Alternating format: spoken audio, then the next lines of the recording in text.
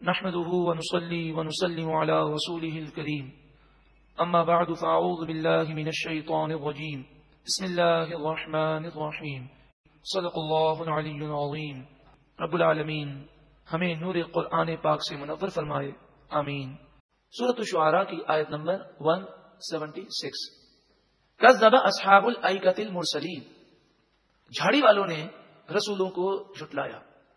اصحاب الایکہ کے معنی ہے جھاڑی والے. حضرت شعیب علیہ الصلوۃ والسلام مدین کی طرف مبعوث کیے گئے. مدین سے باہر جنگلات میں جھاڑیوں میں ایک قوم رہتی تھی، ان کی طرف بھی حضرت شعیب علیہ السلام بھیجے گئے. جو مدین کے رہنے والے تھے ان پر جو عذاب آیا وہ زوردار آواز اور زلزلے کا عذاب تھا، اور جو مدین سے باہر جنگلوں میں رہتے تھے ان پر جو عذاب آیا وہ گرمی کا عذاب تھا، جس کا ذکر آگے آ رہا ہے. اذ قال لهم شعیب، جب ان سے شعیب علیہ السلام نے فرمایا الا تتقون، کیا تم ڈرتے نہیں ہو؟ انی لکم رسول امین، بے شک میں تمہارے لیے امانت دار رسول ہوں. فاتقوا اللہ، بس تم اللہ سے ڈرو. واطیعون، اور میری فرمانبرداری کرو. وما اسألکم علیہ من اجر، اور میں اس تبلیغ دین پر تم سے کوئی معاوضہ نہیں مانگتا. ان اجری الا علی رب العالمین، میرا صلہ تو رب العالمین کے ذمہ کرم پر ہے. حضرت شعیب علیہ الصلوۃ والسلام کی قوم ناپ تول میں کمی کرنے کا شکار تھی. وہ یہ گناہ کرتے، ناپ تول میں کمی کرتے، اور اس کے علاوہ وہ شرک بھی کرتے. اوف الکیلا، اے میری قوم ناپ پورا ناپو. ولا تکونوا من المفسدین، اور گھٹا کر دینے والوں میں نہ ہو.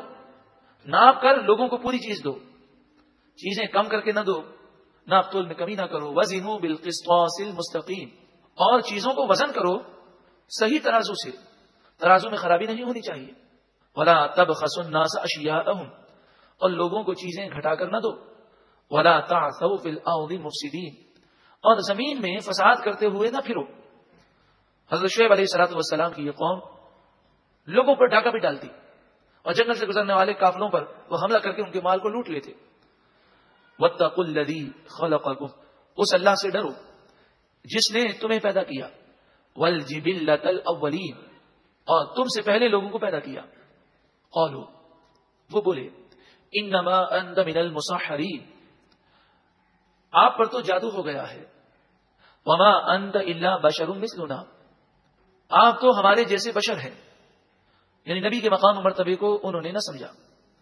وَإِنَّ ظُنُّكَ لَمِنَ الْكَاذِبِينَ، ہم یہ گمان کرتے ہیں کہ ضرور آپ جھوٹوں میں سے ہیں. نعوذ باللہ من ذالک. اگر آپ کہتے ہیں عذاب آ جائے گا تو کئی سال گزر گئے، روز آپ ایک ہی بات کرتے ہیں، عذاب کیوں نہیں آتا؟ فَأَسْقِطْ عَلَيْنَا كِسَفًا مِنَ السَّمَاءِ إِن كُنتَ مِنَ الصَّادِقِينَ، بس آپ ہم پر آسمان سے کوئی ٹکڑا گرا دیں اگر آپ سچے ہیں. قال ربی اعلم بما تعملون، آپ نے فرمایا میرا رب خوب جانتا ہے جو تم کام کرتے ہو. فکذبوہ، بس انہوں نے آپ کو جھٹلا دیا. فاخذہم عذاب یوم الغلہ، تو انہیں یوم غلہ کے عذاب نے پکڑ لیا. یوم غلہ کے عذاب نے انہیں پکڑ لیا، اس سے کیا مراد ہے؟ اس سے مراد مفسرین یہ فرماتے ہیں کہ 7 دن تک ان پر گرمی مسلط کی گئی، نہ یہ سو سکے نہ بیٹھ سکے، کبھی ادھر بھاگتے کبھی ادھر بھاگتے.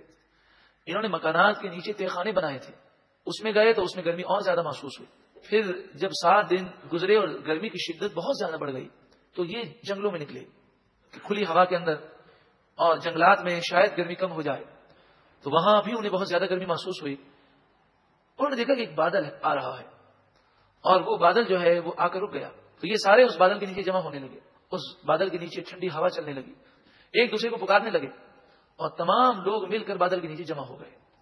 تو یوم الظلہ جو ہے اس سے مراد سائے کا دن، یعنی بادل والا دن. اب یہ بادل آ گیا، اب یہ بادل کے نیچے جمع ہے.